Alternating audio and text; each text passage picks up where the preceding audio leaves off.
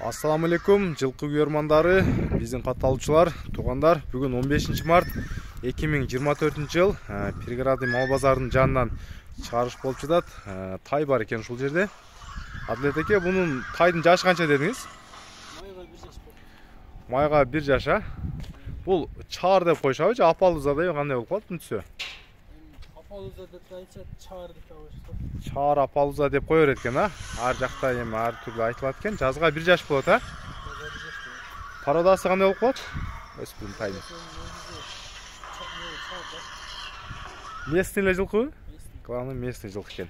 Бир аз түз жетилеңизги, мен артынан да көрсөтүп болчу. Ой, жаныбар. Өзү өтө резвый. Чу жаныбар. Мына, көрүңүздөр, өзү баскан турганы мындай шамдагай деп айтып койсок болот, жаныбар. Мына.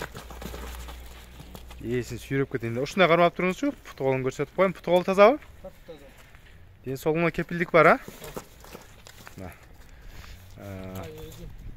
Жаңыдан эле колго кармалды. Жаңы эле колго кармалды. Буттары таза экен негизи. Алды арты бирдей, арт жагы жайма сора.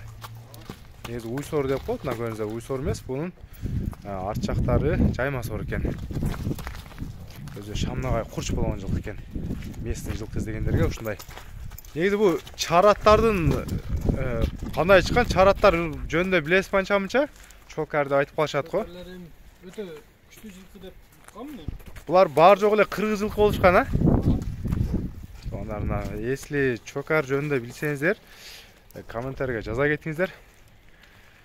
Жаныбар, ден соолугуна кепилдик бар экен. Мунун баасын мындай боло турган кылып, кеми жок дей турган кылып айтпайсызбы мындай? Боло турган эле баасын канча деп коесуз? Боло турган баасы 105 105 миң сом, а? Ошо 105 миң сомго мына коюлду. Долларга 1120 доллар болсо керек, а, примерно. Мен жазып коем. Мына туугандар, көрүңүздөр. Эстегенде бунун бою канча чыгып калат ушу турушунда? 1.40 плюс-минус болуп калат, а?